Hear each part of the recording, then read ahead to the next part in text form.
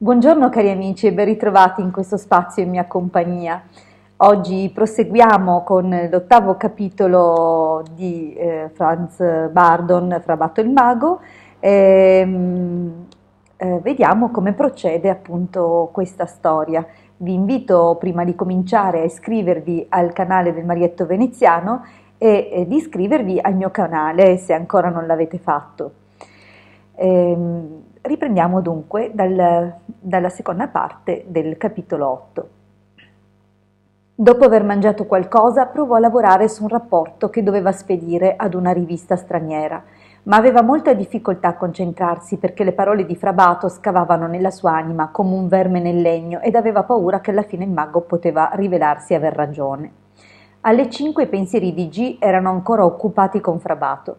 Per liberarsi da quello stato mentale andò a letto e decise di non alzarsi prima del mattino successivo. Ma la sua agitazione interna non lo lasciava dormire. Nervosamente tossiva e si rigirava. Ad un tratto un servitore bussò alla porta e lo informò che un gruppo di artisti famosi erano venuti a trovarlo ed ora attendevano nell'atrio. Il professor G aveva ottimi collegamenti con il mondo dell'arte in quanto, oltre alle sue attività accademiche, era anche un critico teatrale. I visitatori sembravano aver bevuto qualche bicchiere di vino ed erano leggermente brilli. Quando il servitore ritornò per informarli che il professore non si sentiva bene e quindi voleva andare a dormire presto, essi non vollero ritirarsi, ma presero letteralmente d'assalto la sua stanza. «Qual è il tuo problema, ragazzaccio, rannicchiato nel letto a quest'ora del giorno? Non sei malato, ti serve un piccolo cambio di programma», esclamò uno dei visitatori. Un uomo molto conosciuto per il suo spirito che non era mai a corto di parole. Gli artisti tartassarono il professore insistentemente nel tentativo di persuaderlo ad uscire dal letto. Poiché non c'erano segni di malattia, il professore era in una posizione debole ed alla fine si dovette vestire. Nel frattempo i suoi visitatori si misero a proprio agio nel salotto ed il professore non poté non offrire da bere del vino a causa della lunga conoscenza che aveva con loro. Il comico, che era anche primo attore nei teatri più importanti, fece un vivido racconto delle ultime notizie e ben presto il professore dimenticò tutto a riguardo della profezia di Frabato. L'attore finì le sue storie indicando il professore dicendo: «Mio caro amico, tu devi assolutamente venire a teatro con noi questa sera. Stanotte c'è la prima di una rappresentazione in cui io ho il ruolo principale. Come critico non puoi mancare in nessun modo». Dopo un paio di bicchieri di vino, il professore era mezzo stordito ed accettò l'invito annuendo con la testa. Fu preparato qualcosa di leggero per cena, con grande gioia dell'allegra compagnia. Arrivò quindi l'ora di uscire. Furono chiamati 2 grandi taxi per portare tutti quanti al teatro, dove il professore aveva il suo palco personale.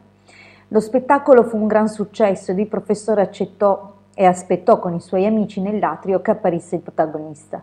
Quando l'attore finalmente arrivò, tutti si congratularono con lui ed il professore promise di scrivere una critica molto favorevole. Si unì a loro qualche altro attore e l'intera truppa andò in una taverna per celebrare il successo della rappresentazione.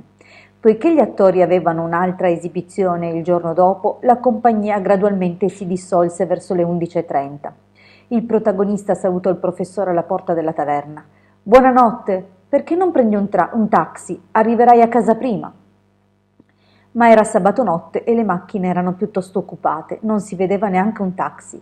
Poiché aveva bevuto, il professore decise di prendere un po' d'aria fresca camminando almeno per un tratto della via di casa. C'era ancora molto traffico sulla strada principale, così voltò verso una strada laterale che sembrava meno frequentata. Aveva avuto eccitazioni a sufficienza per quel giorno. La musica arrivava alle sue orecchie dalle finestre mezze aperte dei pub e dei nightclub, mentre passeggiava, completamente assorbito dai pensieri. Ad un certo punto sentì una gran confusione venire dai pressi di una taverna. Molti uomini e donne erano ammassati in piedi ad osservare qualcosa.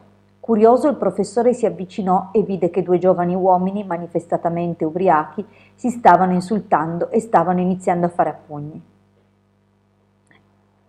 Senza pensare, G si mosse apostrofando i 2 uomini, dicendo loro di andare a casa e non picchiarsi in strada. La situazione cambiò subito radicalmente. I 2 ubriachi smisero di combattere. Uno di loro iniziò ad insultare il professore, che a sua volta reagì con parole violente. Questo furfante si mosse minacciosamente verso di lui. G gli diede uno schiaffo proprio mentre il suo attaccante lo afferrava per il bavero. Ciò mise fuoco alle polveri. Tutti gridarono ed anche il secondo briccone si diresse verso di lui. Il professor G si rese conto di non avere alternative, si fece rapidamente spazio tra la folla e corse via. L'uomo che aveva colpito aveva voglia di vendicarsi e prendendo per un coltello dalla tasca corse dietro al professore bestemmiando a gran voce. Respirando affannosamente, G svoltò in una strada più affollata sperando di trovarvi un poliziotto. «Mio Dio, dove siete quando si ha bisogno di voi?» Stava scappando per salvarsi, ma il suo inseguitore stava guadagnando terreno. Ormai era quasi esausto. Appena svoltò l'angolo della torre Pulver, improvvisamente Frabato gli bloccò la strada. «Mi aiuti!» gridò il professore, ansimando pesantemente con gli occhi pieni di paura. «Mi vogliono uccidere!» Frabato gentilmente spinse il professore di lato. «Smetta di correre e non abbia paura», disse dolcemente. Poi si fermò calmo davanti al furfante che si stava avvicinando, che sembrò d'un tratto paralizzarsi, col coltello ancora in mano.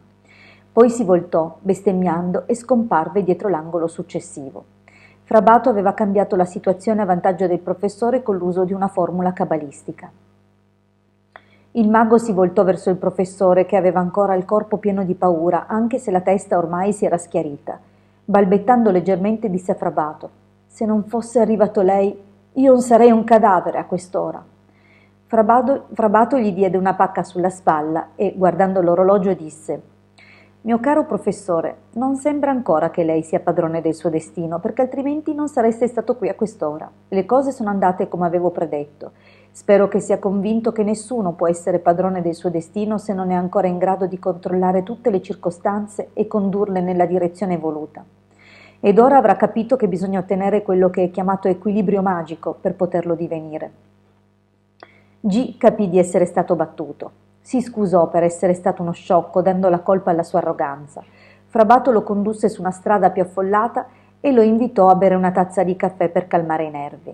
Entrarono in un ristorante. Una banda di zingari stava intrattenendo gli ospiti, ma Frabato portò il professore ad un tavolo in un angolo tranquillo. L'autocontrollo di Frabato calmò G e questi presto riguadagnò la sua normale sicurezza di sé. Ora voleva sapere i dettagli e mentre bevevano il loro caffè, Frabato gli disse di aver visto gli eventi di quella sera nella cascia. Sarebbe stato possibile per Frabato arrivare al luogo e al momento della lotta, ma ciò sarebbe stato molto meno convincente. «Da quanto tempo stava aspettando alla torre Pulver?» chiese G.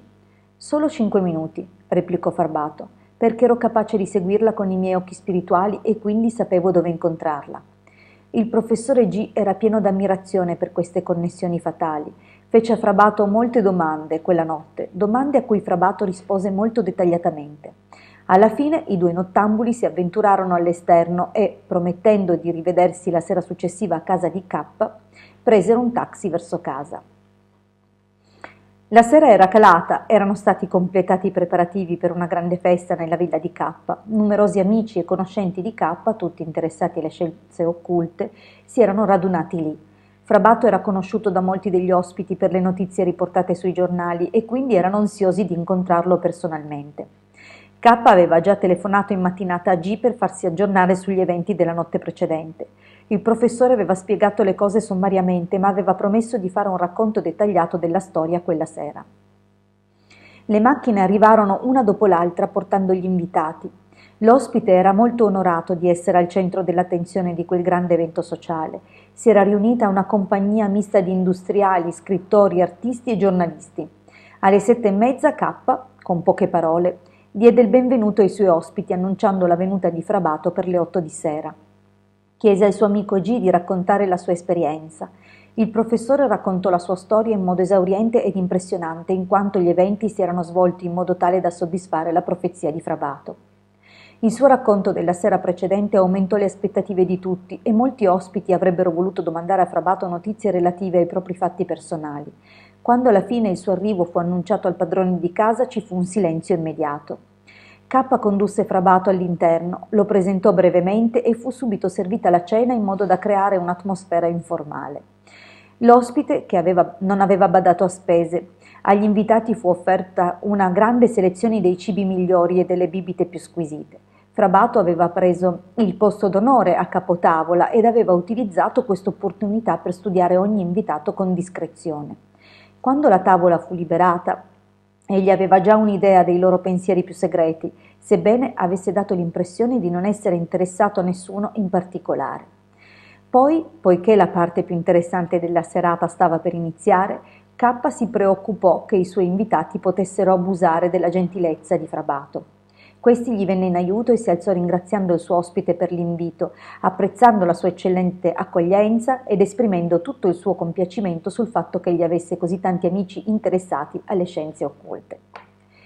Bene, per questa giornata e per questo appuntamento è tutto. Continueremo l'8° capitolo domani e lo porteremo a conclusione. Vi invito, se ancora non l'avete fatto, a iscrivervi al canale del Marietto Veneziano e se ancora non l'avete fatto, ad iscrivervi anche al mio canale. Grazie sempre per il vostro sostegno e soprattutto per seguire questo testo insieme a me. Un abbraccio e ci ritroviamo qui domani sera. A presto!